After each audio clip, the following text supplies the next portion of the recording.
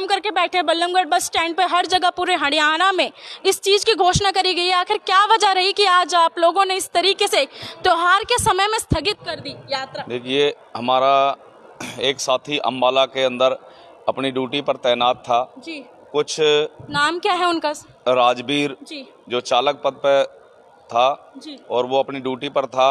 वहाँ कुछ बदमाश टाइप के लोग आए जी और उन्होंने आके साथी से कुछ हाथापाई की जी और उसमें उन्होंने हमारे उस चालक को, उस साथी को जो डंडा रॉड वगैरह से उस पे जो घातक हमला किया, जी। जिससे वो हमारा साथी हॉस्पिटल पहुंचते पहुंचते ही एक्सपायर हो गया। ऑन ड्यूटी उन पर हमला किया गया? ऑन ड्यूटी उन पे हमला किया गया था।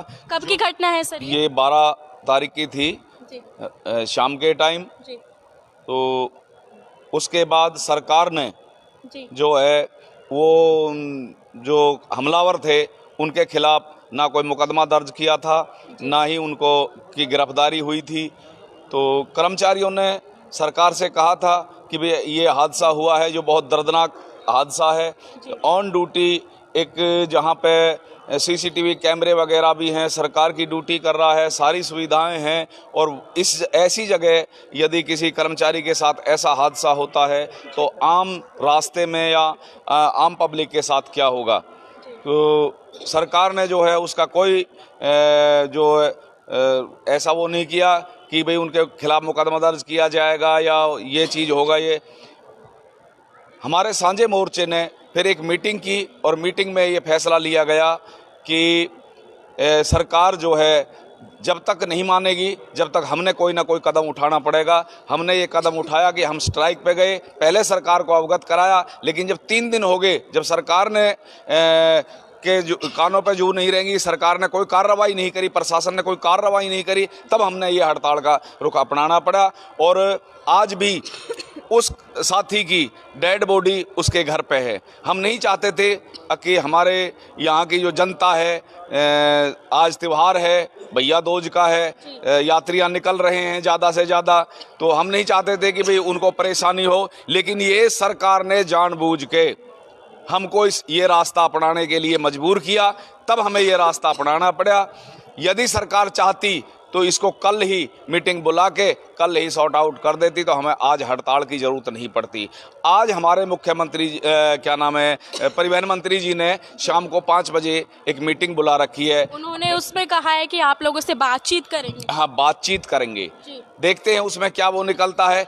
लेकिन हम इसका भी सरकार को फेलियर इसलिए कहते हैं कि इस मीटिंग को सुबह 7 बजे, 8 बजे, 10 बजे, 11 बजे किसी भी टाइम यदि बुला लेते और उसमें कोई सॉर्ट आउट निकल जाता तो पूरे दिन जो ये जनता परेशान रही है, ये यात्रियां परेशान रहे हैं, ज़्यादा महिलाओं का यहाँ पर आना रहा और वो वापस परेशान रही हैं, उनको अपने स्थान तक जाने के लिए साधन नहीं मिला या सुबह से शाम हो गई है, मतलब ज़्यादा परेशानी का वो सामना करना पड़ा, वो नहीं करना पड़ता। ताकि ये कर्मचारी अपने अगर उस टाइम सॉर्ट आउट हो जाता तो ये कर्मचारी अपनी ड्यूटी पे चले जाते। और हम हरियाणा रोडवेज का जो कर्मचारी है वो त्यौहार के दिन मतलब ज़्यादा ड्यूटी करता है आम दिन की अपेक्षा, क्योंकि हमारा कार्य ही ऐसा है, आना जाना होता है, तो हमारी जिम्मेवारी बनती है, हम अपनी जिम्मेवारी समझते हैं कि यात्रियों को उनके स्थान तक पहुंचाना।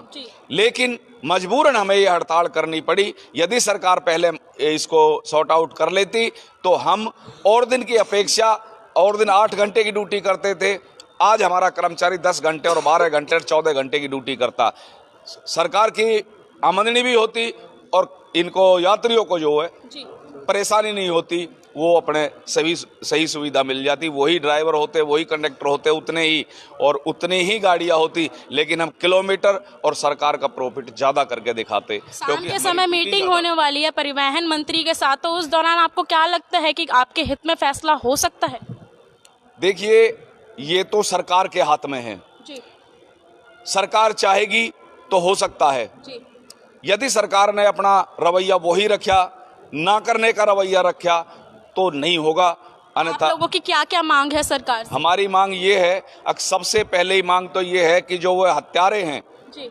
उनको जेल भेजा जाए। उनको क्या अभी तक पकड़ा नहीं गया है? नहीं, अभी तक हमारे पास कोई वो नहीं है कि उसने पकड़ा गया है। अब वैसे कह रहे कि भाई पकड़ लिए हैं, लेकिन हमारे पास कोई इतला कोई FIR कॉपी वगैरह नहीं, ऐसा हमारे पास कोई नहीं आया है ऐसा कि उनके खिलाफ जो मुकदमा दर्ज कर दिया गया है। तो पहली हमारी मांग यही है कि उनके खिलाफ मुकदमा दर्ज हो 302 का और उनको हवालात भेजा जाए, और जो हमारा कर्मचारी साथी है उसके परिवार से एक रोजगार, सरकारी रोजगार दिया जाए और 50 लाख की जो राशि उसके परिवार के भरण पोषण के लिए योगदान दिया जाए। ये हमारी मांगे हैं।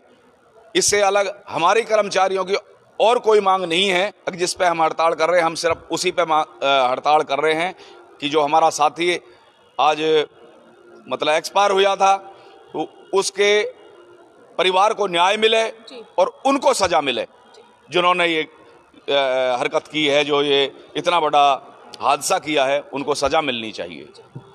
जैसा कि आप सभी देख सकते हैं, अंबाला में कार्यरत था वो राजवीर नाम का, और उसकी हत्या कर दी जाती है। उसी के लिए आज इन लोगों ने चक्का जाम की घोषणा करी। हरियाणा रोडवेज चक्का जाम कर दिया और कह सकते हैं कि काम को एक तरीके से रोक दिया गया है। हरियाणा रोडवेज सबसे ज़्यादा कार्य करती है लोगों को एक स्थान से दूसरे स्थान ले जाने पर, और अचानक से ऐसी चीज़ हो जाए, ऐसी वारदात हो जाए या ऐसी सूचना आए कि लोग बस स्टैंड से आ रहे हैं और वापस जा रहे हैं। और वहीं बात करें तो त्योहारी सीजन के चलते आप देख सकते हैं कितने महिलाओं का आवागमन लगा रहता है।